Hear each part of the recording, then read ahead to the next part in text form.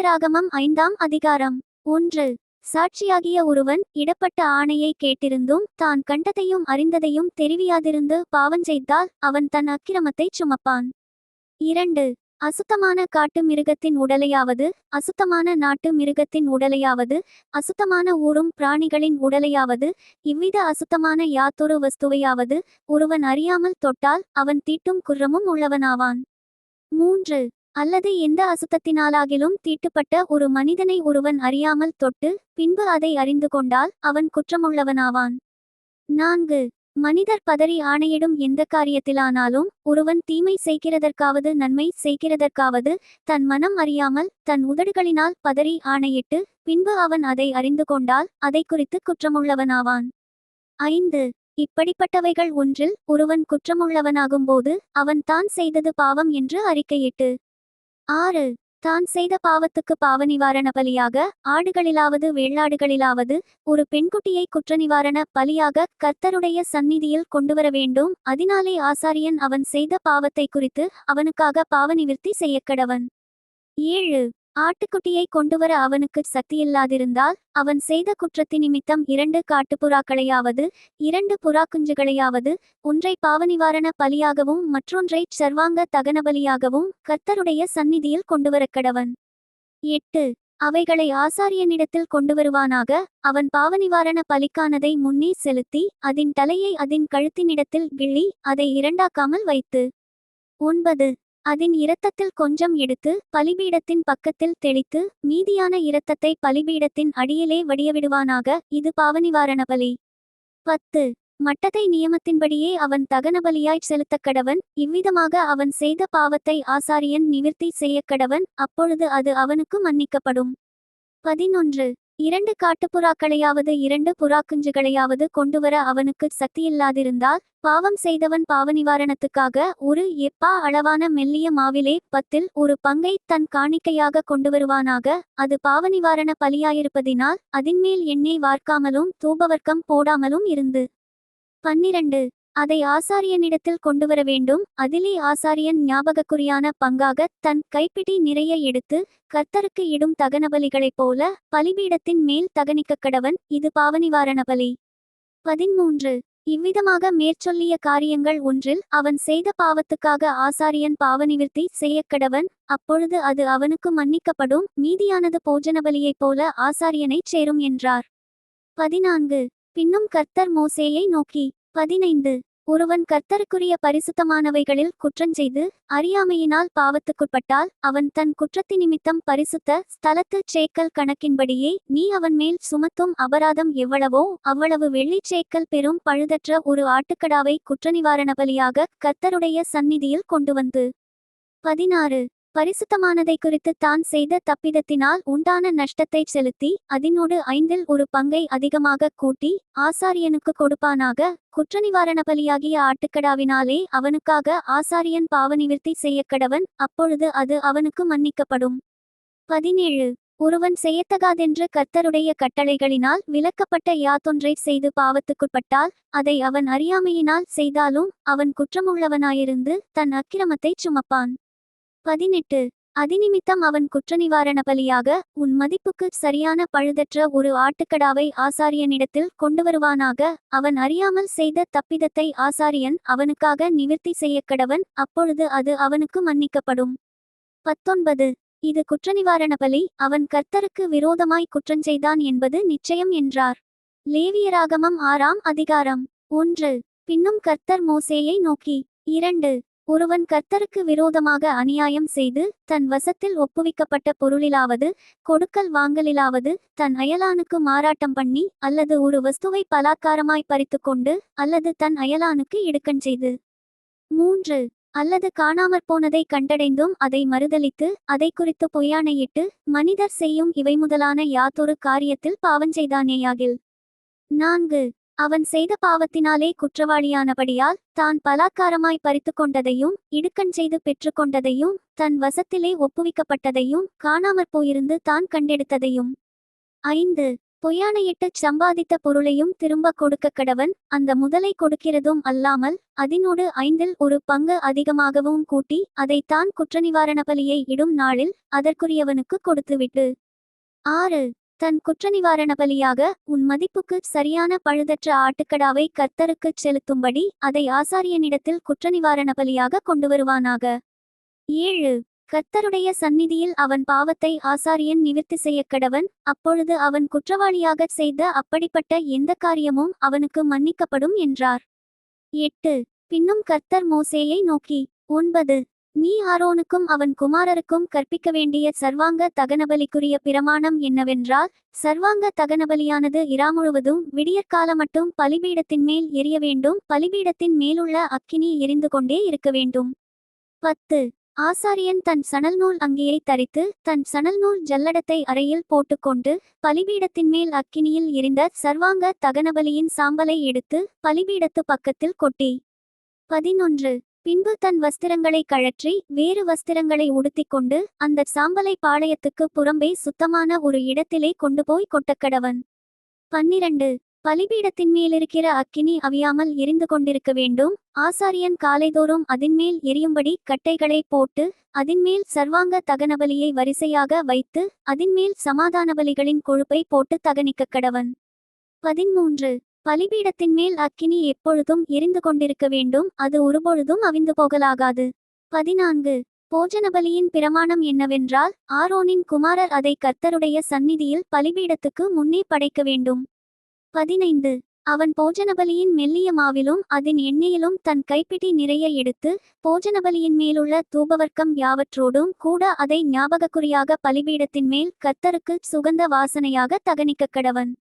16. அதில் மீதியானதை ஆரோனும் அவன் குமாரரும் புசிப்பார்களாக. அது புளிப்பில்லா அப்பத்துடன் பரிசுத்த ஸ்தலத்தில் புசிக்கப்படக்கடவது.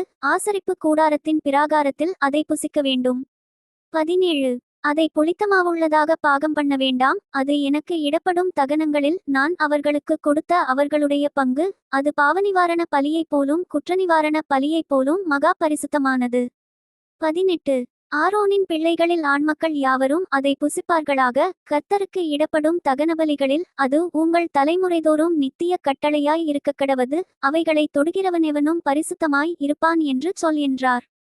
19. பின்னும் கர்த்தர் மோசேயை நோக்கி, 20.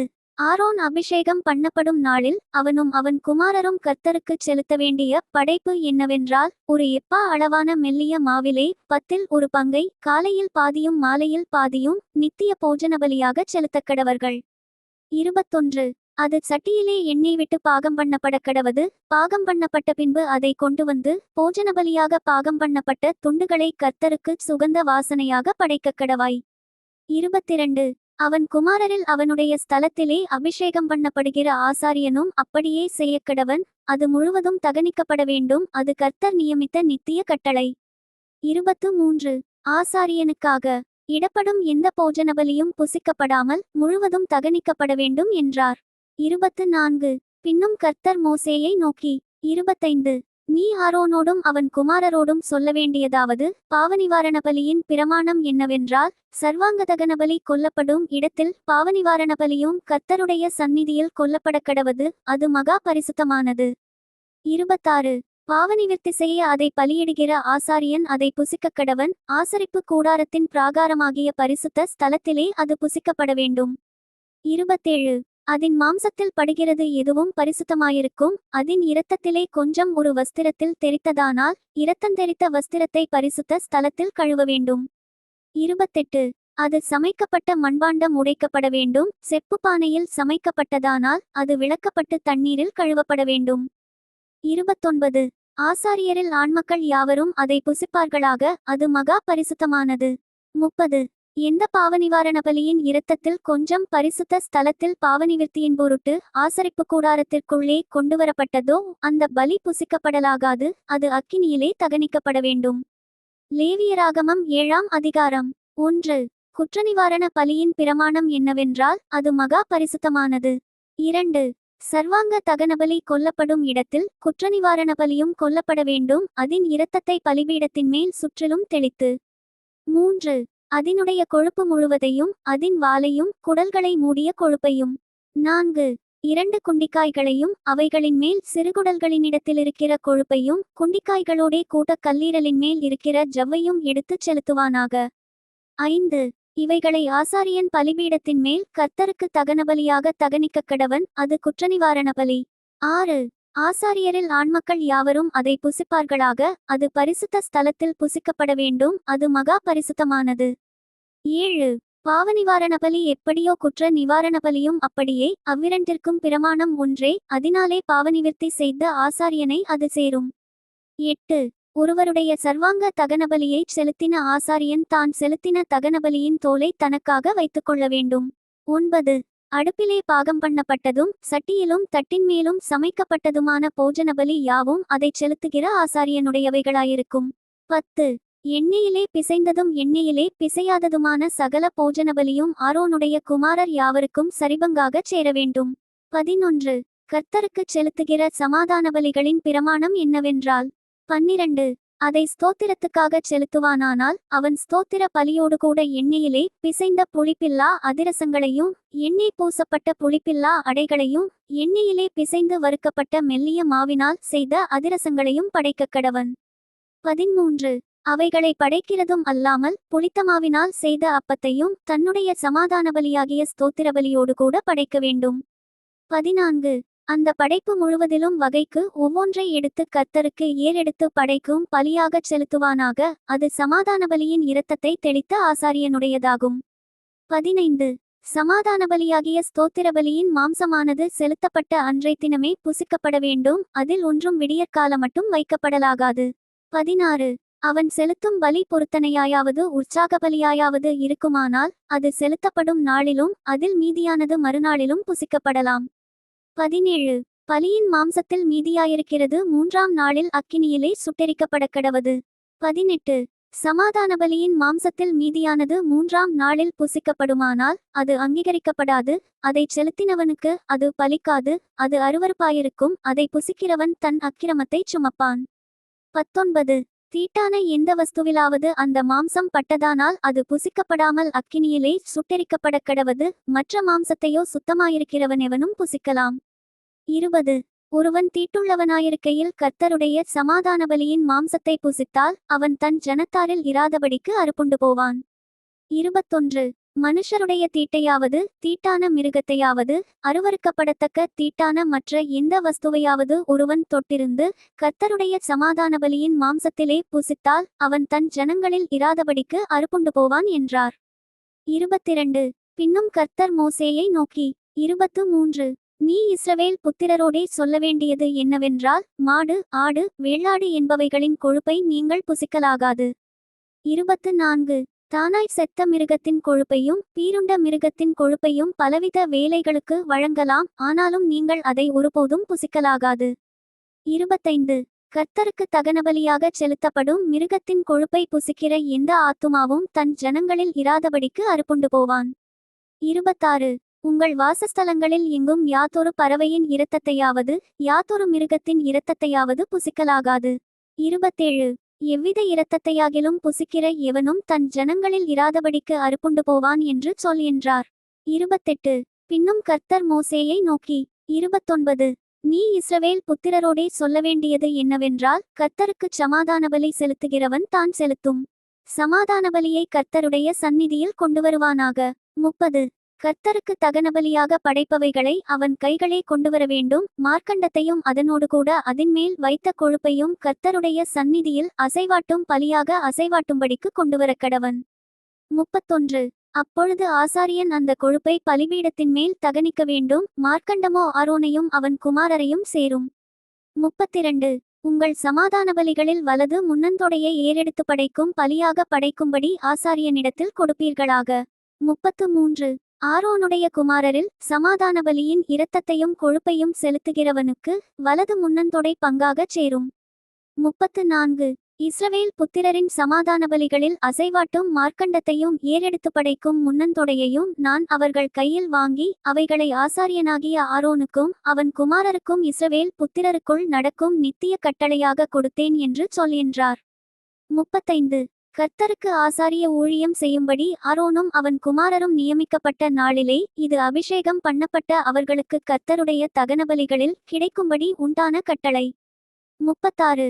இப்படி அவர்களுக்கு இஸ்ரவேல் புத்திரர் தங்கள் தலைமுறைதோறும் நித்திய நியமமாக கொடுக்கும்படி கர்த்தர் அவர்களை அபிஷேகம் பண்ணின நாளிலே கட்டளையிட்டார். 37. சர்வாங்க தகனபலிக்கும் போஜனபலிக்கும் பாவநிவாரண பலிக்கும் குற்றநிவாரண பலிக்கும் பிரதிஷ்டை பலிகளுக்கும் சமாதான பலிகளுக்கும் அடுத்த பிரமாணம் இதுவே. 38. கர்த்தருக்கு தங்கள் பலிகளைச் செலுத்த வேண்டும் என்று அவர் இஸ்ரவேல் புத்திரருக்கு சீனாய் வனாந்தரத்திலே கற்பிக்கும்போது இவைகளை மோசேக்கு சீனாய் மலையில் கட்டளையிட்டார். Thank you. Bye from Daniel. Bye from Daniel.